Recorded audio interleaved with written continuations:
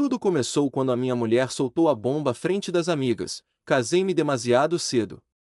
O silêncio caiu como uma parede, mas eu sorri friamente e disse: então corrige isso agora. Deixei dinheiro na mesa e saí, sabendo que era o fim de anos de mentiras e traições escondidas.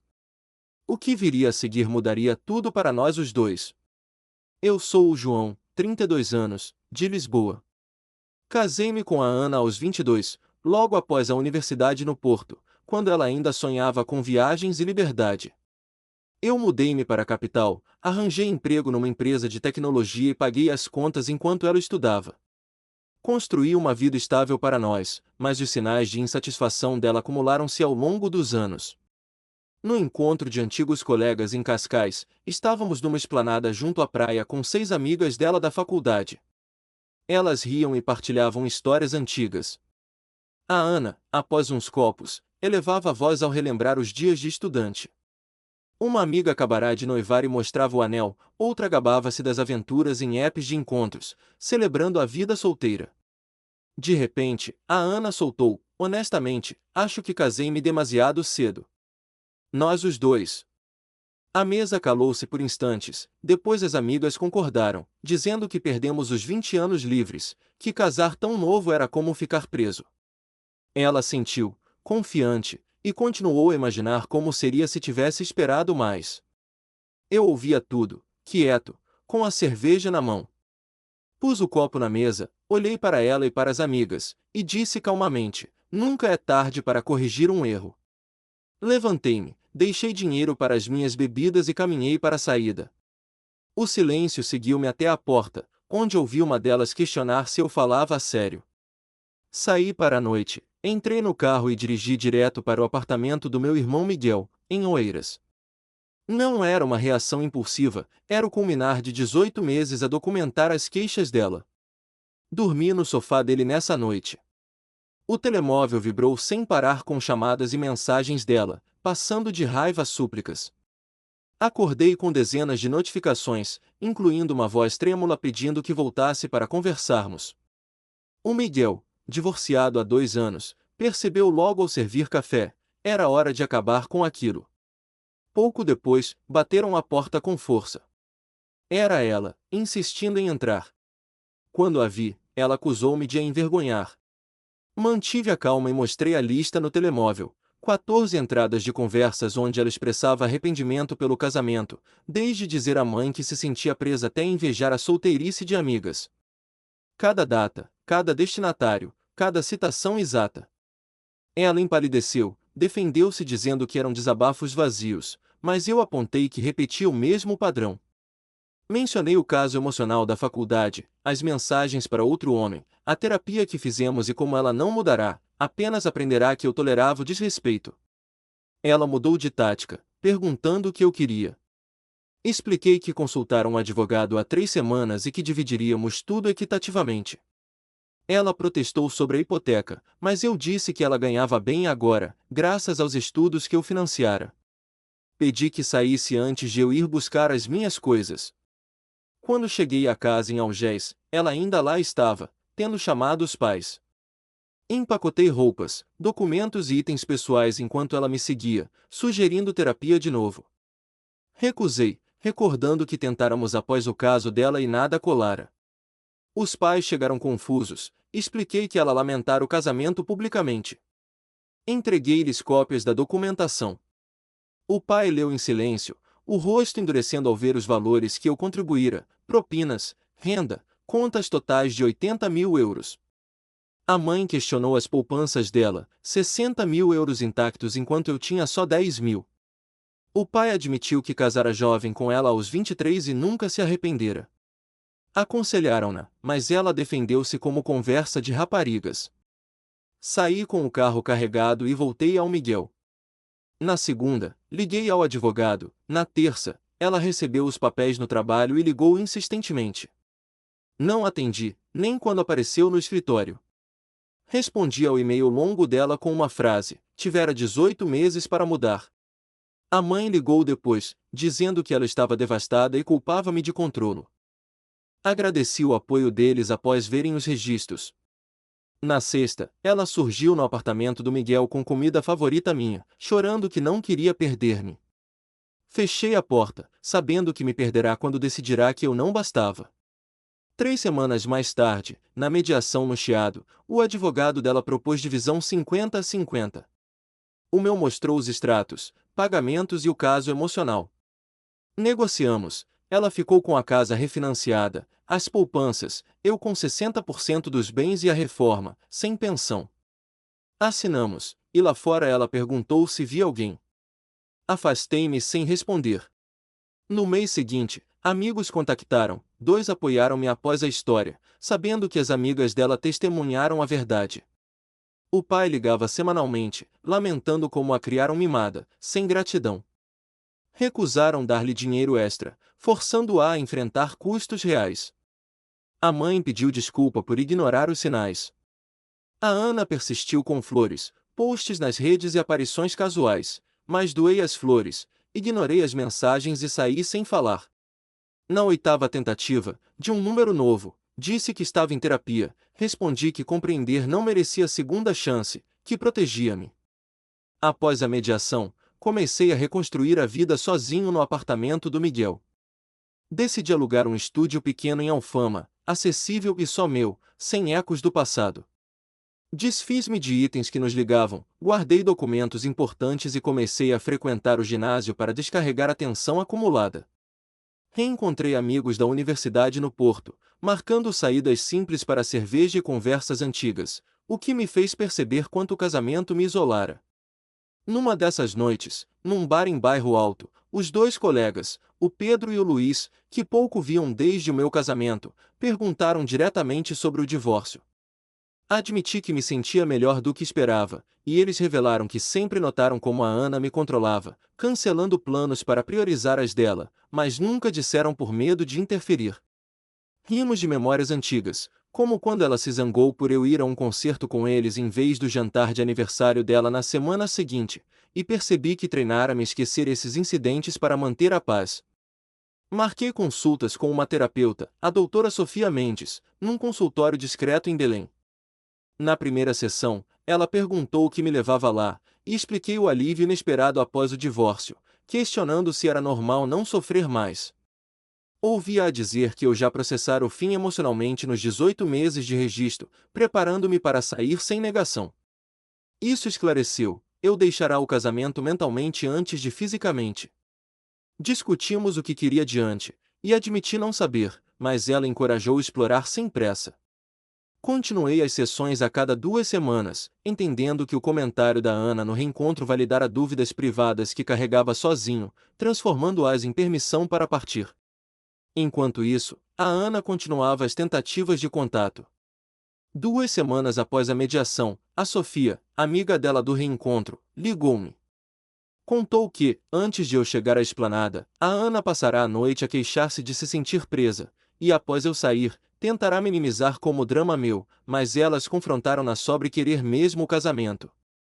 A Ana admitiu dúvida, dizendo que me amava mas sentia ter perdido algo ao casar jovem, e as amigas notaram que ouvirá tudo, comparando com a noiva da Sofia, que datara outros e viverá sozinha antes de se comprometer.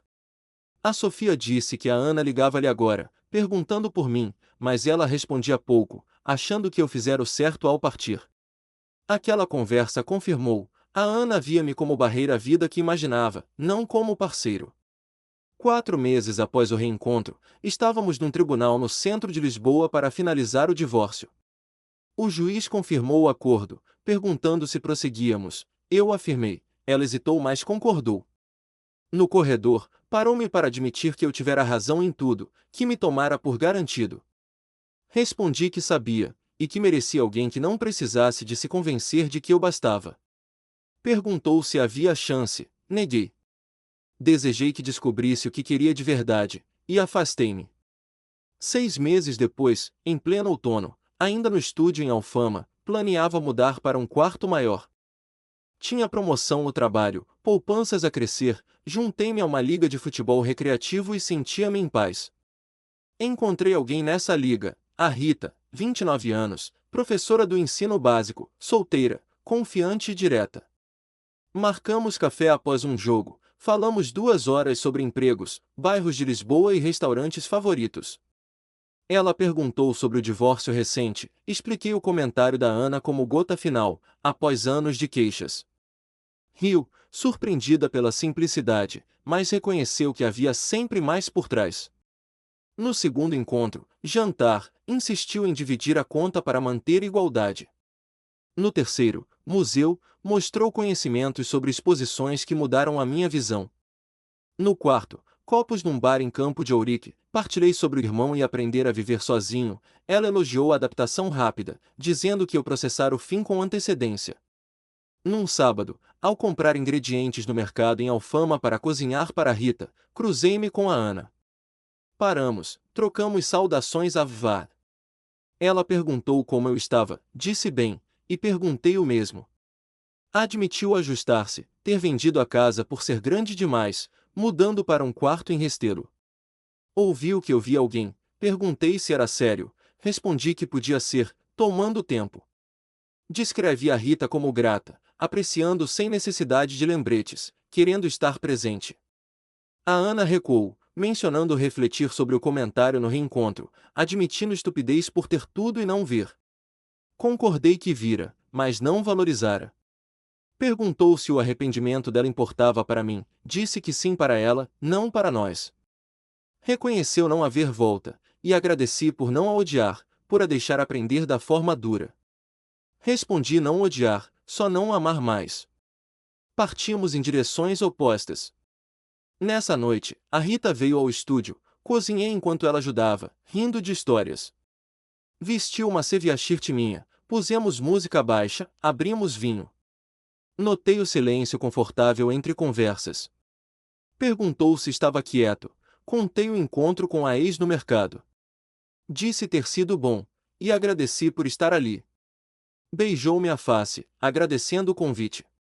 Agradeci por aparecer, sempre. Comemos, ela contou da semana, ouvi a minha, rimos de piadas. Limpou sem pedir. À porta, marcou próxima semana, ou antes. Após partir, limpei a cozinha contente.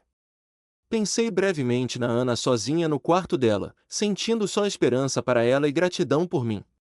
O comentário cruel dela dera-me permissão para parar de fingir. Passará anos a tentar bastar para quem não queria o que oferecia. Agora, com a Rita, senti a parceria real, investimento igual, apreciação mútua, sem ressentimentos. Os meses seguintes trouxeram estabilidade à minha rotina. Mudei para o apartamento maior em Alfama, com espaço para livros e plantas que cuidei pela primeira vez. No trabalho, a promoção trouxe mais responsabilidades, mas também satisfação em projetos que levavam a equipe a metas ambiciosas.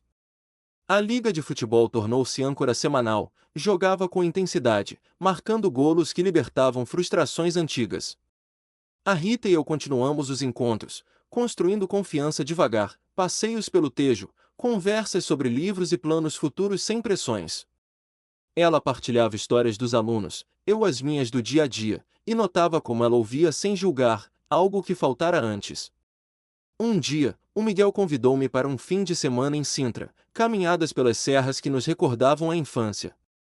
Falamos do divórcio, ele admitiu invejar a minha calma, dizendo que o dele fora caótico com brigas constantes. Reflete que documentar as queixas da Ana me preparara, evitando surpresas.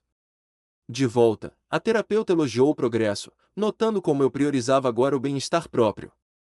Uma amiga em comum mandou mensagem. A Ana lutava com a solidão, as amigas casadas ocupadas, a liberdade sonhada virando vazio.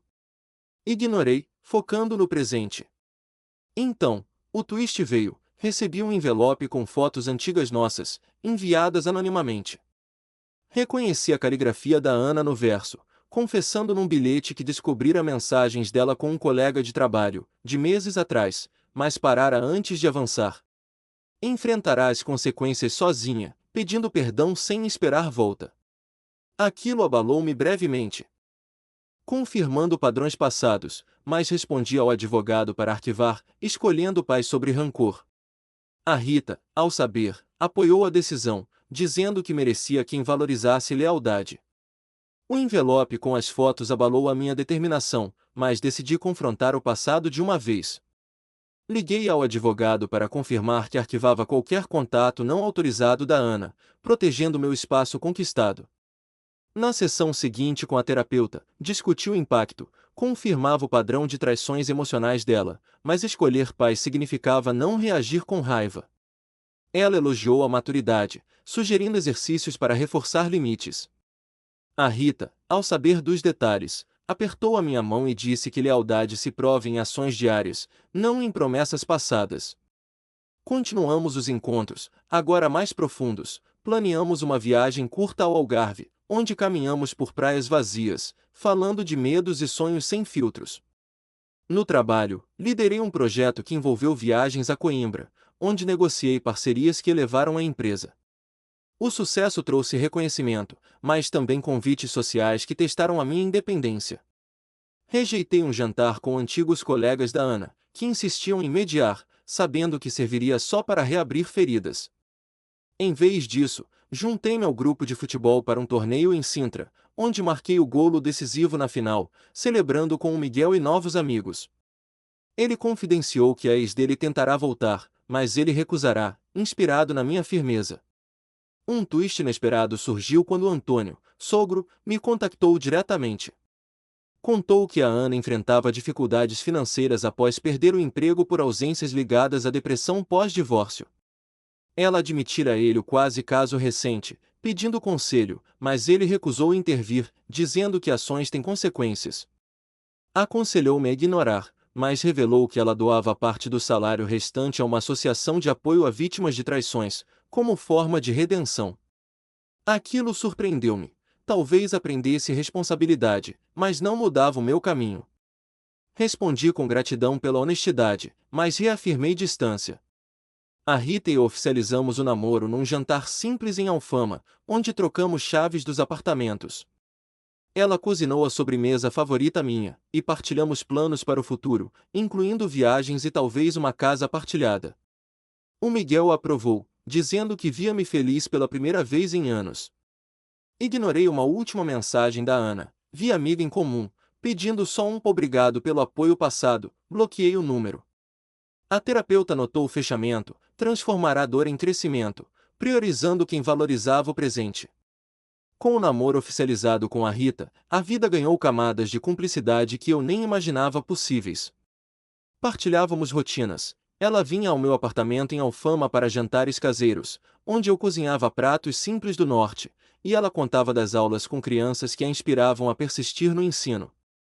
Marcamos a primeira viagem juntos ao Algarve, alugando um carro e percorrendo estradas secundárias até praias isoladas. Caminhamos pela areia, pés na água fria, e falamos de tudo. Ela revelou medos de compromisso após um namoro anterior onde se sentiu sufocada. Eu partilhei como o casamento com a Ana me ensinar a valorizar independência mútua.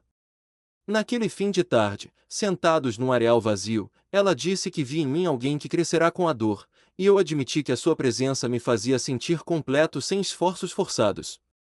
Voltamos renovados, planeando mais escapadelas, e trocamos chaves, um gesto que selava confiança sem pressa.